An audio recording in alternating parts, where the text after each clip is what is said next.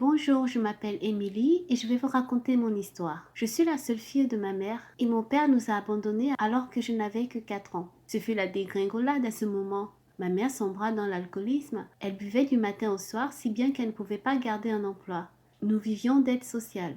Côté amour, c'était pas non plus le top. Ma mère enchaînait des relations amoureuses sans lendemain. Au début, tout était rose, puis tout se transformait en insultes et en violence. Ses amants la violentaient. J'étais impuissante face à ce désastre. C'est dans cet environnement que j'ai grandi. À l'école, les autres filles se moquaient de moi, car j'avais toujours les mêmes vêtements, les mêmes paires de chaussures. Ma mère ne prenait pas vraiment soin de moi. C'est moi plutôt qui prenais soin d'elle lorsqu'elle dormait saoule sur le canapé.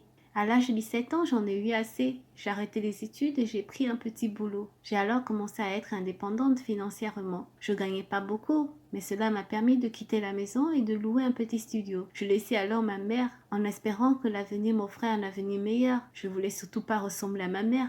Mais hélas, je ne faisais pas mieux. Pendant un moment, j'enchaînais des relations sans importance, jusqu'à ce que je tombe sur Adam à l'âge de 25 ans. Il avait 35 ans et il travaillait dans une entreprise de la place. Vous savez, dans notre ville, le taux de chômage était très élevé et les boulots se faisaient rares. J'étais alors contente de tomber sur un homme stable et il était très gentil avec moi. Et très vite, on aménageait ensemble. Adam a tout de suite apporté des changements positifs dans ma vie. Il m'a redonné confiance en moi, il m'offrait la stabilité que j'avais manqué toute ma vie. C'était une épaule rassurante, je l'aimais tellement. On avait des projets de mariage et assez vite j'avais hâte de fonder un foyer avec lui, un foyer différent de celui que j'avais connu jusque-là. Peu de temps après notre aménagement, Adam me dit qu'il y avait une réception dans son entreprise. J'étais conviée tout naturellement. Surtout qu'Adam n'arrêtait pas de me parler de ses collègues, de son patron, qu'il trouvait fort sympathique. Ils se connaissaient tous depuis des années dans cette boîte et c'était une belle flattée, me disait-il. Et avec son patron, ils étaient amis hors boulot. J'ai mis alors ma plus belle robe et nous sommes partis. Et en effet, je fus très bien accueillie par les collègues d'Adam. Ils étaient tous ravis de me voir. Puis un homme s'approcha de nous. C'était son patron, Marcel, il l'appela. Il serra ma main et complimenta Adam. Puis il partit. Durant toute la soirée, j'ai remarqué que le patron d'Adam n'arrêtait pas de me regarder. C'était un regard un peu insistant, je ne comprenais pas. J'oubliais vite cela, car j'étais au bras de l'homme que j'aimais et je ne voulais rien gâcher à ce moment de plaisir. Des jours passèrent et je remarquai qu'Adam revenait du travail de plus en plus triste. Je lui demandai pourquoi. Il me dit qu'ils étaient en train de virer pas mal de monde dans sa boîte et qu'il était peut-être sur la liste. Mais ton patron t'aime bien, pense pas que tu as des chances par rapport aux autres? Il me dit que non, il avait un de ses amis qui était aussi très proche du patron qui avait été viré.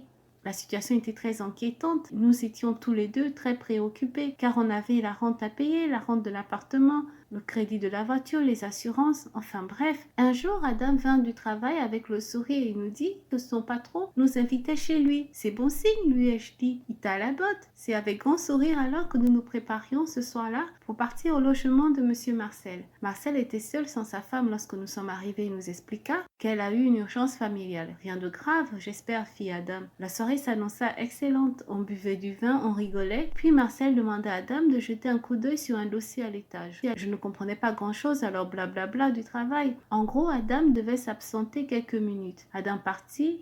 Et alors Marcel s'approcha de moi et me demanda si j'étais au courant des restrictions de l'entreprise. Je lui dis que oui et qu'on avait assez peur de l'avenir. Il me dit que le poste d'Adam était menacé et que j'avais le pouvoir de tout arranger. Je ne comprenais pas. Et la suite, asseyez-vous, je vais vous le dire. Il me dit qu'il voulait qu'on couche ensemble. Oh, rien de grave, juste une fois, me dit-il. Si vous couchez avec moi, Adam gardera son travail. Il me dit cela comme s'il présentait la météo avec un tel détachement que j'étais scotchée. J'étais stupéfaite, estomaquée. Comment j'ai fait pour en arriver là? Vous savez, c'est comme si votre vie roule bien et puis, oups, le ciel vous tombe sur la tête. J'ai pas su quoi dire. Il me dit de lui tenir au courant. Pendant plusieurs semaines, je ne dormais pas, j'étais perturbée. Adam perd son travail, c'était pas possible. Comment vivrons-nous? Je ne voulais surtout pas retomber dans l'état de pauvreté que j'étais. Après tout, il voulait juste coucher une fois. J'arrivais pas à me décider. J'arrivais pas à en parler à Adam. C'était son ami depuis plusieurs années, me croira-t-il? Je pris ma décision et je couchai avec Marcel un après-midi dans un hôtel. Au sorti de là, il me dit que j'avais fait le bon choix. Je rentrais chez moi en pleurs. Pendant des heures et des heures, j'ai pleuré. Le lendemain, lorsqu'Adam revint du travail, il était tout content, il était tout joyeux. Non pas seulement qu'il gardait son travail, mais en plus il avait été promu.